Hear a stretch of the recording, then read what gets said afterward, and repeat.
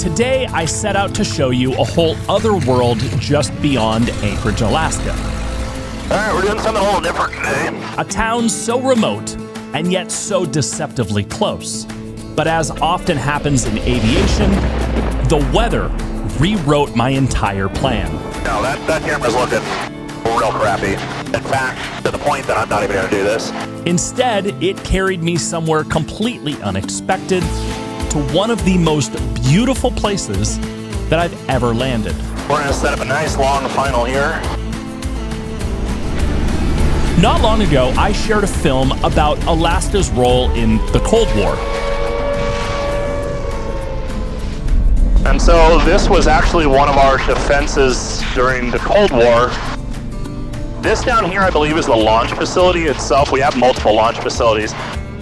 It was different from my usual flights. More documentary than adventure. And I loved making it. Alaska's history is like peeling back the layers of an onion. The deeper you go, the more remarkable stories you uncover. Today, I had planned to peel back another layer to reveal one of Alaska's most extraordinary military relics. But the weather had its own plan.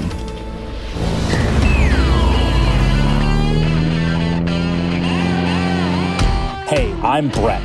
Flying isn't just about where you're going, it's about where you can go. From rugged backcountry strips to the edges of the map, I'm chasing adventure, one landing at a time. So buckle up and come along.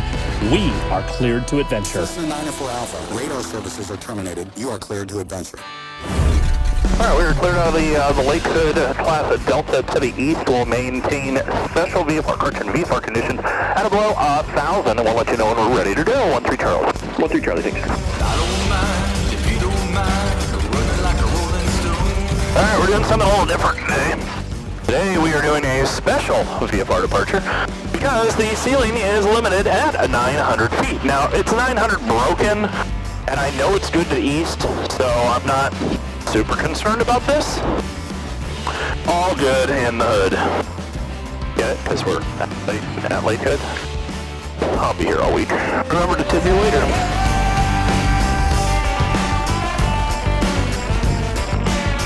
In fact, one of the things about float flying compared to what I've found with wheel flying is that with floats, it's kind of the way that I describe it is kind of like you're out at the lake cabin at Lake Day. It is it's meant to be relaxing and nothing's rushed and you're just out having a good day on the water. When you start rushing stuff in a float plane, that's when you start running into issues. And Tower 13 Charlie, we're ready to go east. Number 13 Charlie, east clear for takeoff. East clear for takeoff, 13 Charlie. And I feel like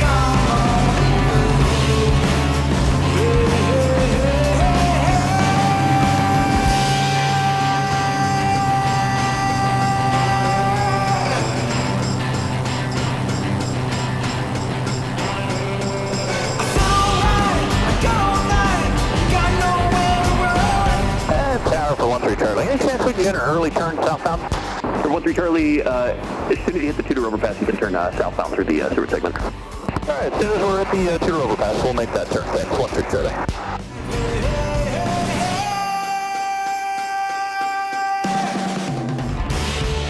Fall in Alaska is a season of shifting skies. One moment, the horizon stretches wide and clear. The next, it's swallowed whole by cloud and rain.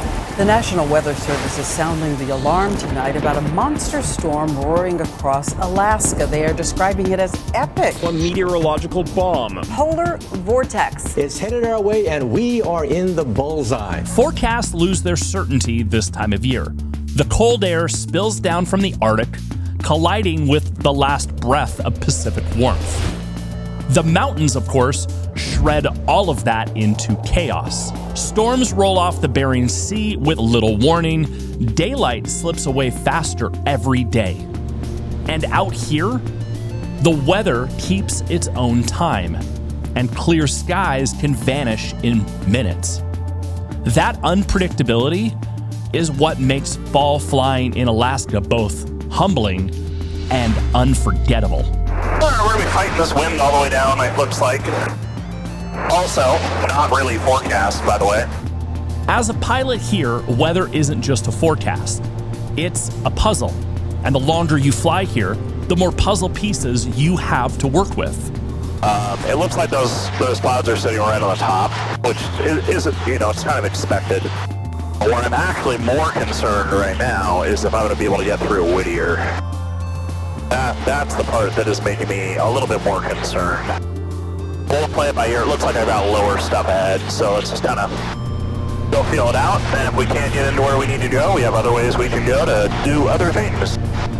And 20-mile traffic, 13 Charlie, 1.8 going eastbound toward Portage.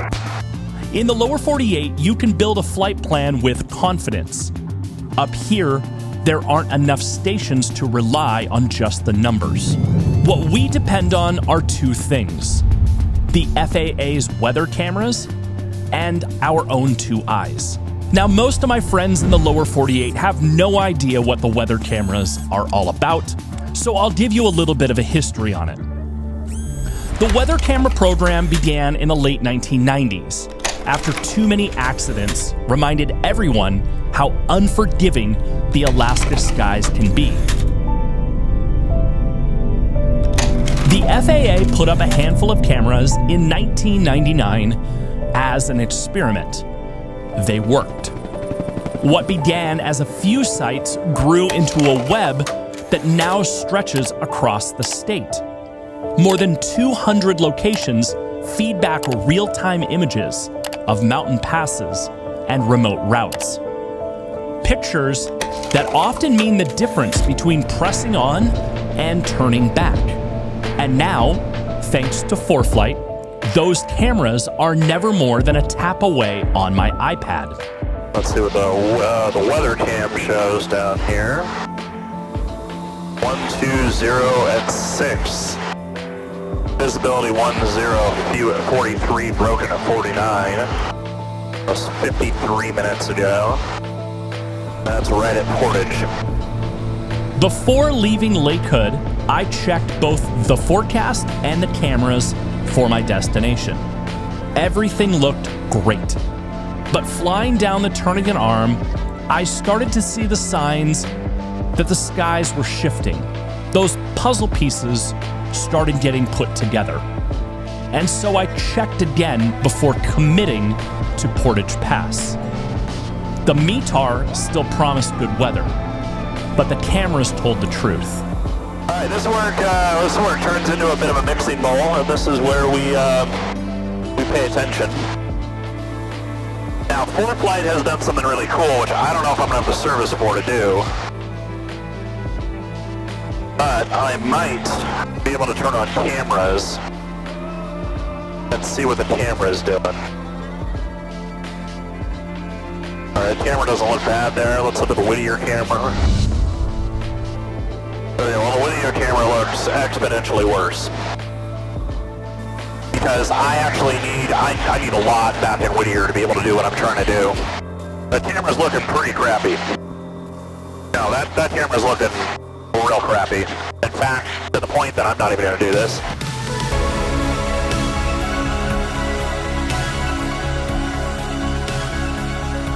So basically, I checked the weather camera, and the weather camera shows no dice Chicago. In just 15 minutes, blue skies had been completely swallowed by clouds.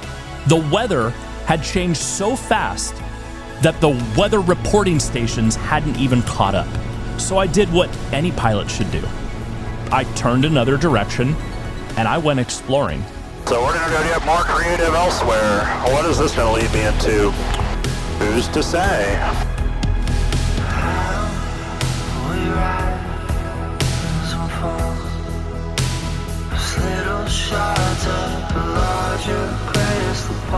There is Spencer Glacier.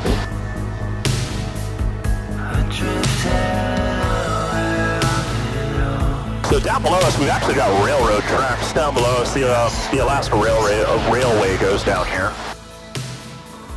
which is pretty nifty.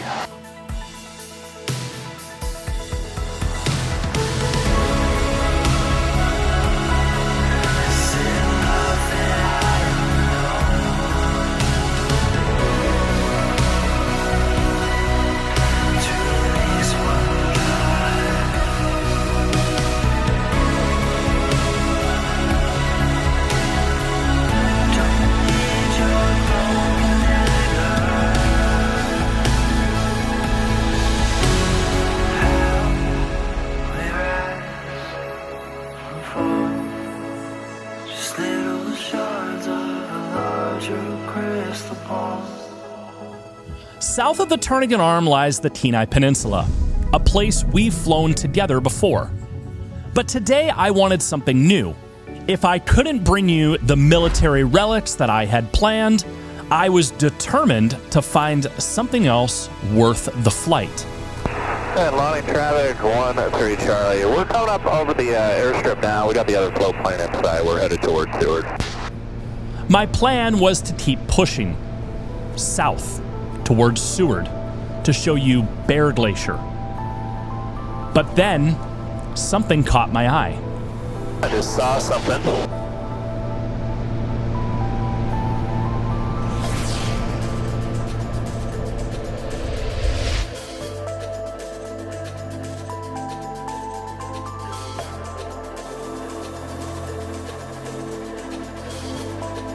All right, well, I might go back and land there.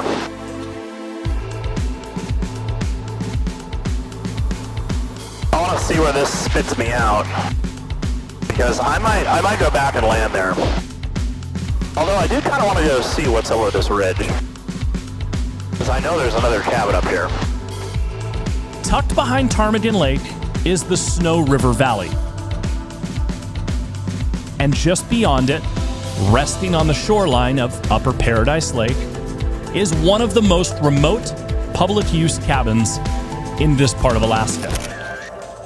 There are no trails that come to this cabin. If you want to reach this place, you're coming in on floats.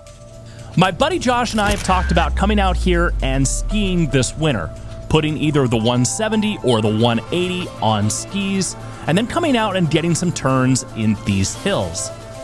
But today, I just found this place by chance.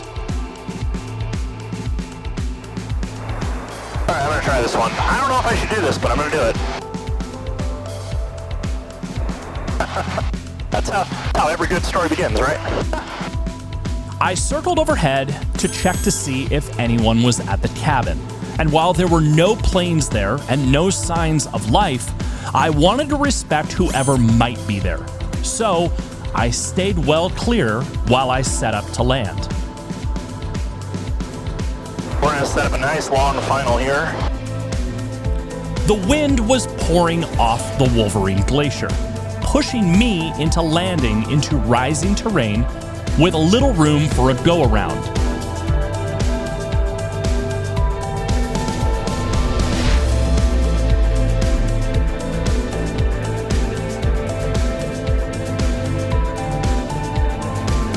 I'm set for a go-around if I need to go around.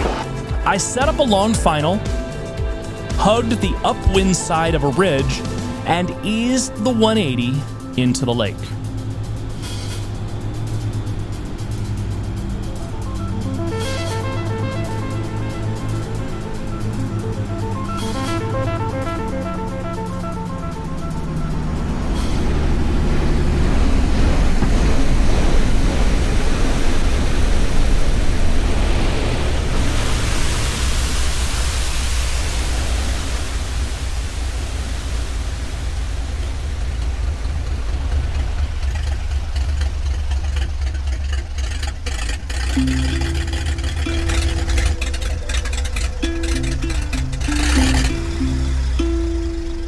Once down on the water, with the engine shut down, the stillness hit me.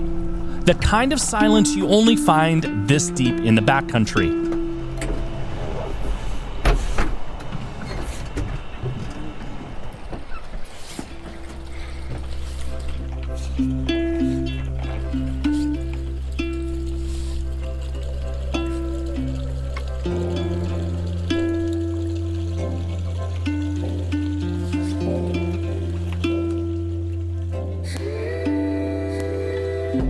But silence here doesn't mean safety. This is bear country. And after what happened to my buddy Matt's Super Cub earlier this season, bears are always in the back of my mind. There's a link in the description if you want to see what happened to Matt's cub, but let's just say that event definitely has me on edge whenever I'm out in the middle of nowhere. I found a spot to beach I tied off, and I let myself just settle into the quiet. Blueberries were everywhere, and I made a lunch on the shoreline with nothing but the lake, the mountains, and the knowledge that few people ever get to set foot here. But as in aviation, landings are only half the story. And while I had landed on this lake, I still had to take back off.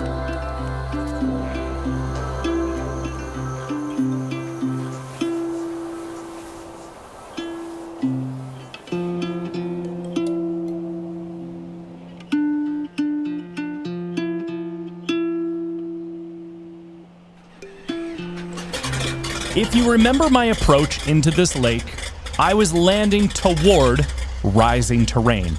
And since the wind hadn't shifted directions, I would be departing the same way. So this is going to be kind of a performance takeoff here. So I'm going to get kind of down to the other side of the lake here and use what I can to get off the water. I would much rather take a headwind into rising terrain than a tailwind that could potentially leave me at a point where I'd be out of water before I was airborne. Thankfully, I was light, and this 180 has a ridiculous amount of power to spare. Here we go.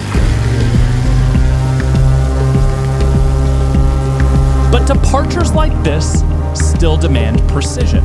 I worked the floats across the water, and once they broke free, I climbed hard, carving a tight 180 back out of the valley. All right, there's my power.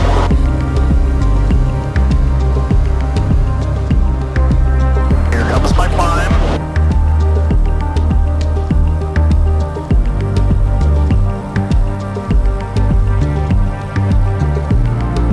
Just like that, we are off the water.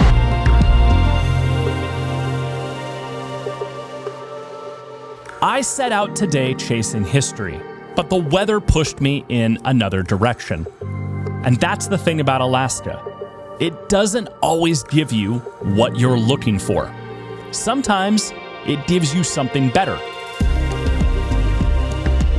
A quiet lake, a hidden cabin, and the reminder that up here, every single flight is an adventure. All of that because we got weathered out at the last spot. Today was a reminder for me. Fall is here. Float season is drawing to a close. There are still going to be a few good days left, and I'll be honest, I plan on using every single one of them. I've got some big announcements that are coming here on the channel, and there's some new exciting things coming that are going to impact next float season. I can't wait to share those with you, and I can't wait to share what's next. So thanks for coming along on this unexpected journey, and I'll see you soon. Cessna 904 Alpha, radar services are terminated. You are cleared to adventure.